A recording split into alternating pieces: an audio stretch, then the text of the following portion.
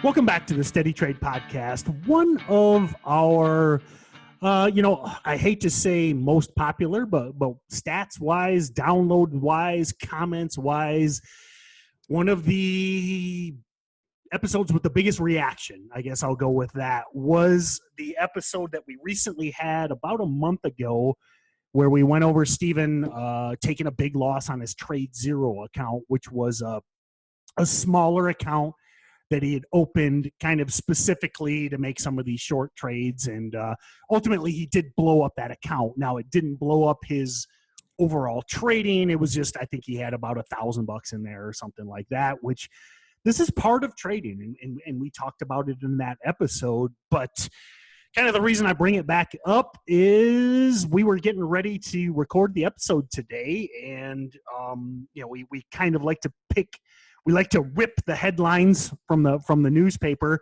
and we talk about topical current events. And unfortunately, the current event of today is Steven's taking another big loss on, and I'm gonna. He's my buddy. I like to think I'm a little bit of a mentor to him. I'm gonna pick him up. I'm gonna coach him up here. But there's a lot of mistakes that we talk about a lot that he made on this trade, and he kind of knows better. So there's the introduction. Steven, kind of bring us up to where we are today. Maybe go over your weekend.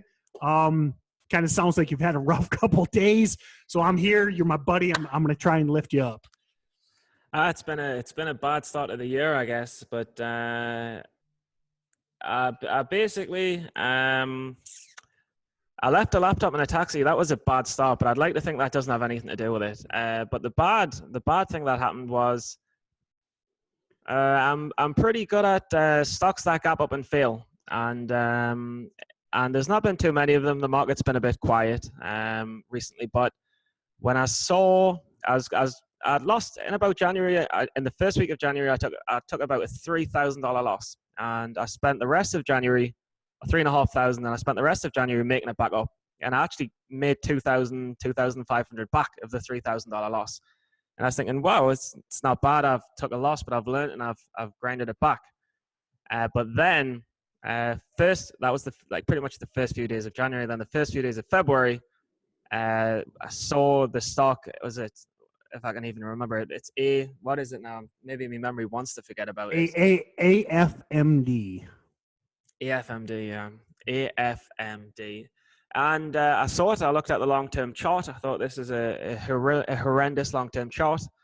I saw it gapping up near resistance. I thought brilliant. Now, this is where we're going back to last week here, yeah, so everybody knows. Yep. Last Wednesday. And I thought, right, it's gapping up about 30%. It's a typical stock that gaps up and fails with a bad long-term chart. It's a biotech. The biotech sector is kind of trending downwards at the moment. The markets overall are trending downwards at the moment. Yeah. So the initial trade idea, and as we unpack this, the initial trade idea, I totally agree with. Again, biotechs are almost all the biotech, the cheap, sketchy biotechs are almost all what I call one and dones. They pop one day and they fade. AFMD. I don't even know if it had news. I don't even think it had news. No, the long-term chart was terrible. So going back to last week, great setup, and a setup that's been working very well for you. Yeah, and it was downtrending pre-market. It had like every indicator you could dream of. And I just thought, you know what it is? I made a plan where for the gold setups, I'd go bigger than usual. And I was only as literally $600 off overall green profitable. I was down about $5,000. I made the whole thing back. It's only $600. I've been overall profitable. I was like, right, this is the trade that's going to make us overall profitable. And so I went big on it, and I went about like $7,000, $8,000, $9,000 on it. And normally when I short, I'd go $3,000 or $4,000. So I was like double my normal size. And it worked perfectly. It washed out at the open. It failed at the pre-market. And I just missed my cover order. I just missed some cover orders. I took about 90, 100, 120 bucks. I was up about 600, but the cover orders didn't get hit. I missed them. So $600 went to a $90 gain. Next thing I knew, it ripped back up. Now, the problem is all of the data that I track suggests that if it ever double bottoms and rips back up, or if it ever washes out, holds and rips back up, it's a no trade because there's something up, there's something wrong with it. Doesn't fit the pattern anymore. These can end up squeezing for days. Those are the ones that not to get into. I often joke about Bigfoot and aliens, but you mentioned that double bottom. Those are the stocks that we say, air quote, they somebody is supporting this. Someone's buying. Someone's bringing in some order flow to prop this stock up to keep it from totally collapsing.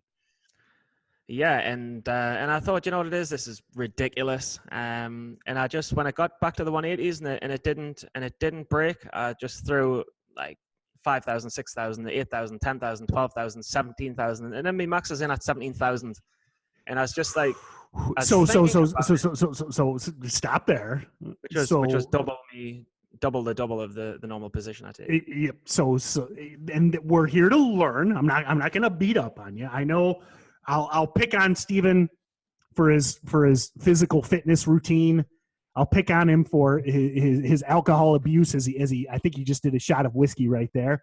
I'll pick on him for a lot of things, but part of trading is learning from your mistakes. So I'm not going to pick on you, but I want to break these things down so that other listeners, hey, I've been there. I've been there. Okay. So I'm not like calling you out, but I want to unpack these things. So you now have a trade that you have recognized is not particularly a good setup, and you've gone into it with twice your normal position size. Yeah, because it was basically, I just thought, I kind of believe I've missed out on $500 on that washout. And so a little bit of grudge trading here. Yeah, I was just thinking, look, it's got resistance above. It's got long-term resistance above. It's never going to break through that. And then it held all day, and I just thought, you know what it is, I'm going to leave it. And then the next day, it held the next day. I thought, I'm going to leave it. It has to come down. I recognized it was propped. It was propped big time by someone. So we go into, we talked about the trade you took on Wednesday. Now you're back in it on Thursday. It's in essence, it's not working on Thursday. Yeah. So held it over the weekend. Yeah. So now you've got a non-working trade, double your position size, and you're justifying, and you're like, hey, I'm going to give it more time. I'm going to give it more time. Yeah, and sorry, I took the trade on Thursday. I held it on Friday, and then I left it over the weekend. And then over the weekend, I was thanking my stars, thinking, do you know what it is? SPY's cracking. Yep. Markets are ugly. Yep. Cracking. Dow's cracking. The IBB is cracking. This stock, and I did the research. It needs cash. It's filled out the B4215B form, whatever it is, to say that it can do an offering, and it's looking to sell shares for 180, like about 8 million shares. And I was thinking, every single indicator, the news was re-released news for a couple of months ago, and every single indicator is saying this has got to go down, every single one. And then today it just ripped, and I was just like, how is this ripping through support, through resistance? I mean, and this is why, and what I want to talk about is and this, I talk about this every Friday, in StocksToTrade Pro.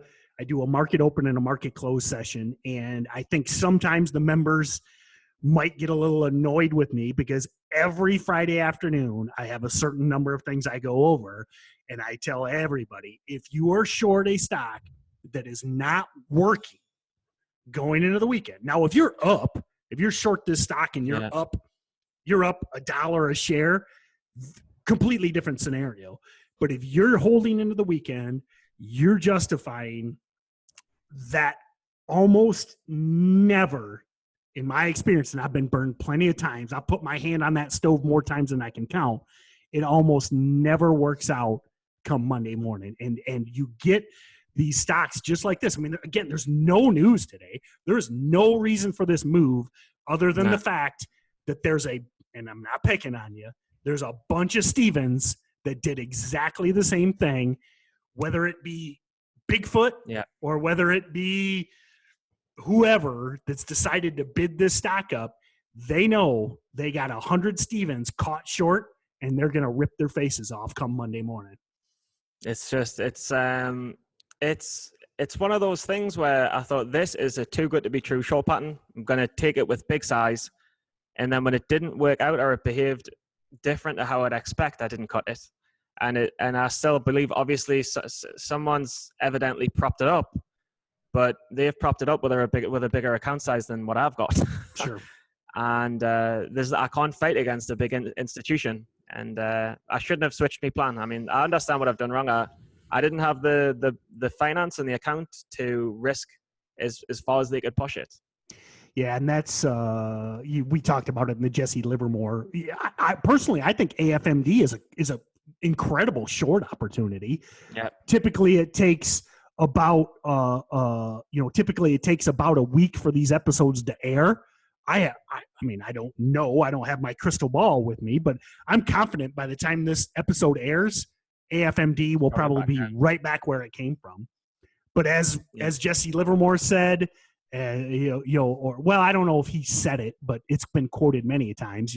These stocks, these markets, they can remain, irrational longer than you can stay solvent. Yeah, and ultimately, I think it's a great trade idea. But if you're on that front side, you're justifying into the weekend.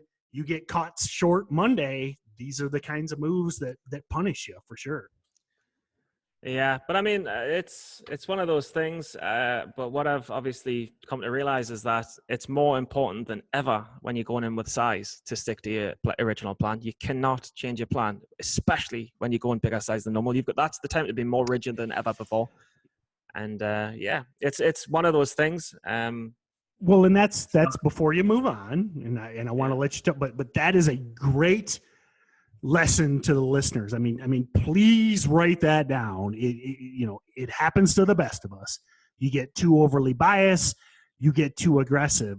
But if you're staring at a trade that you've decided for whatever reason, and again, I make mistakes every day. Part of being trading is, I use the baseball analogies. The best players in baseball only get a hit 3 out of 10 times.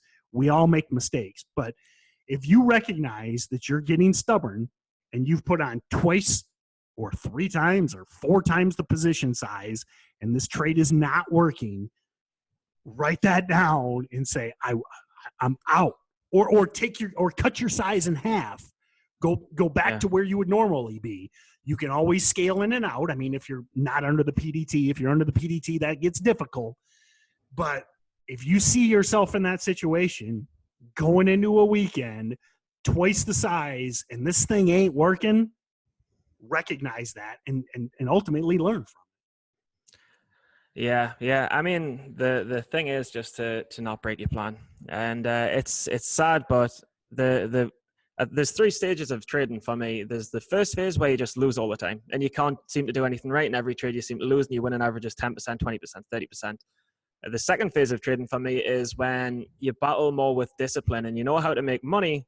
But every now and then you get overconfident and you just deviate from the plan and you lose everything that you've made. And that's the second phase. And then the third phase, I think, is profitability.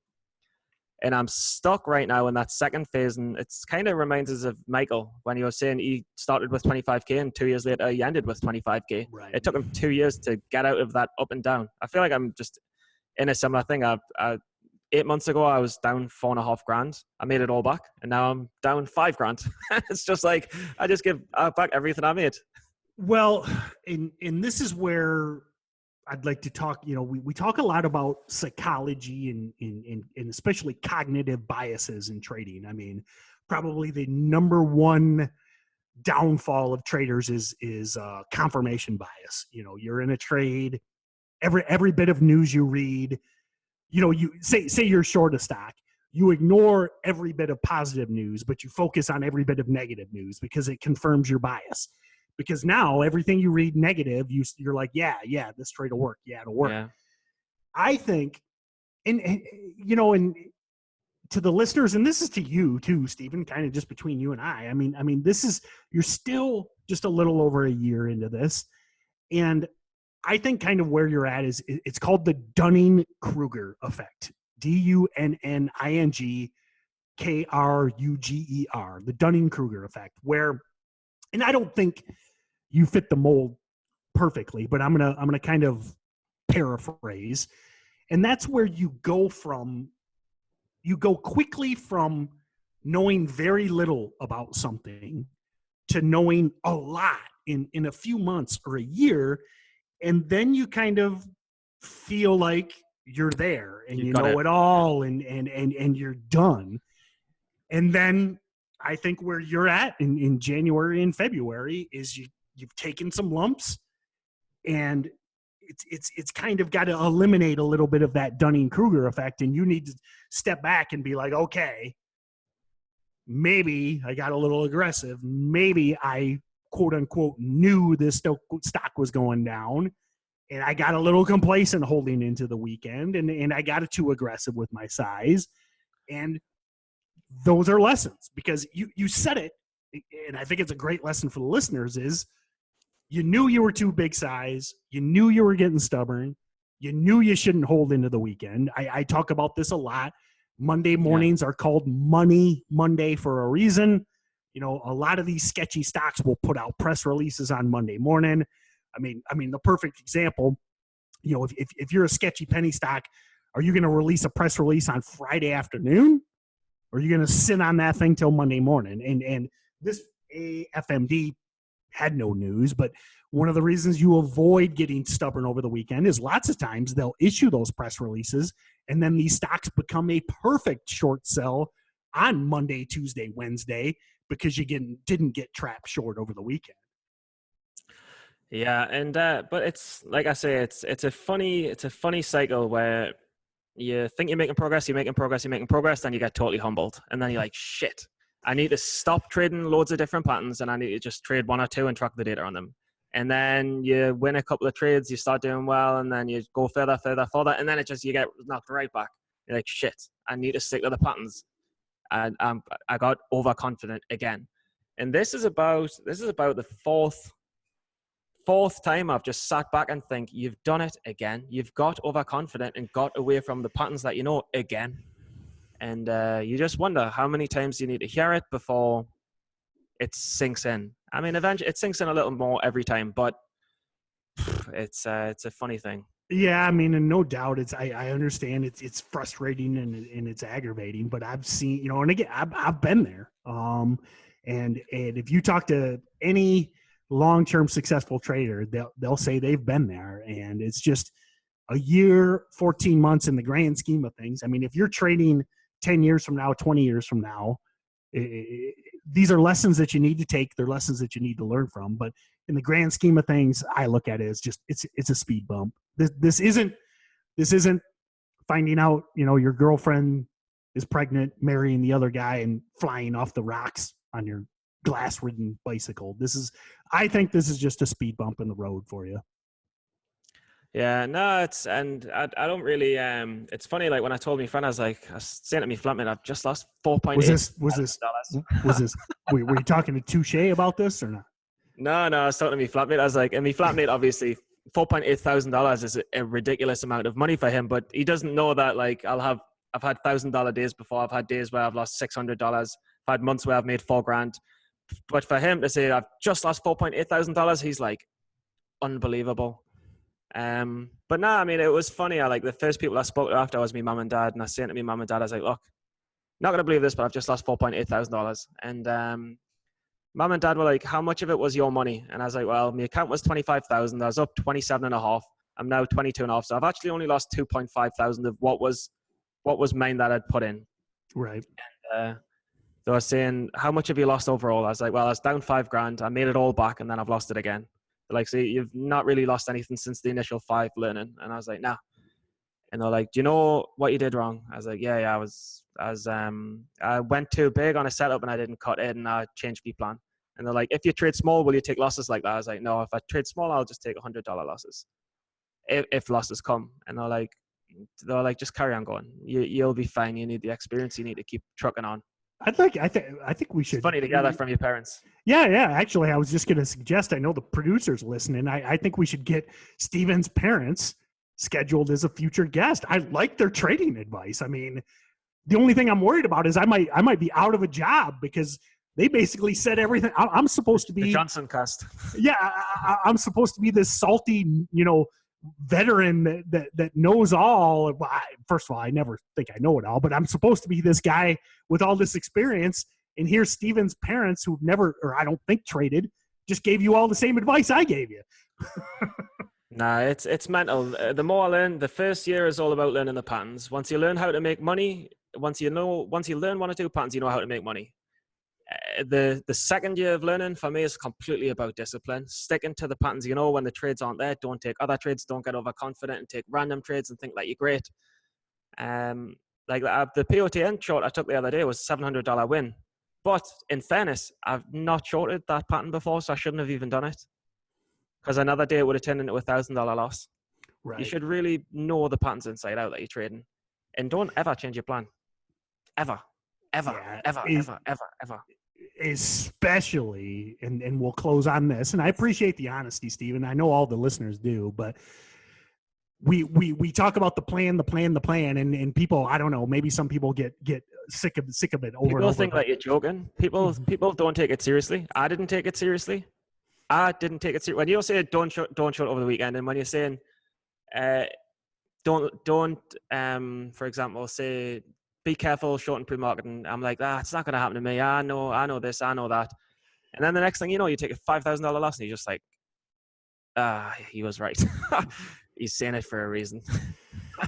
Well, I think the best takeaway for everybody from this episode is and Stephen, I think you said it very well, is the first year was learning the patterns. I mean, you can recognize a good trade. You can recognize a setup.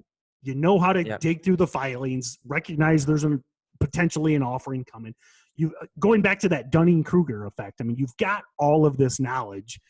Now, 2018, it's the discipline. And hopefully through the podcast, through other users online, I think you'll get there. I think that as we proceed on this journey with the Steady Trade podcast, I think we will be able to improve your discipline. And I think as much as it hurts today, that's a wound.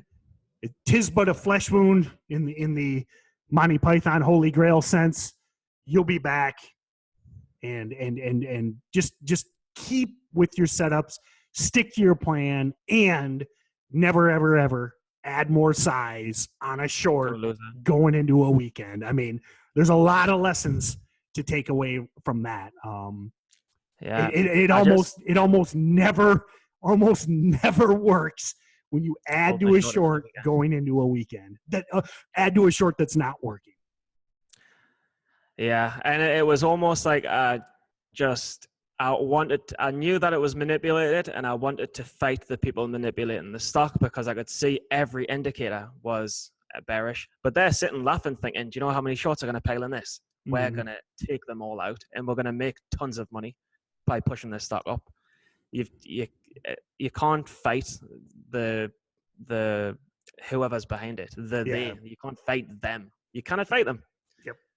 You will be crushed. Yep. No, whether all of us put together don't have as much money as they. That's for sure. And there's a lot of people talk about them and they in trading, and you always think, well, who are they? What are people talking about?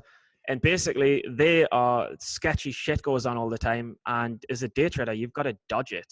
Mm-hmm. If something looks funny or up, you've got to just get out. If the pattern doesn't behave like normal, get out. I could have won $300 and still been trading 300 up on the month.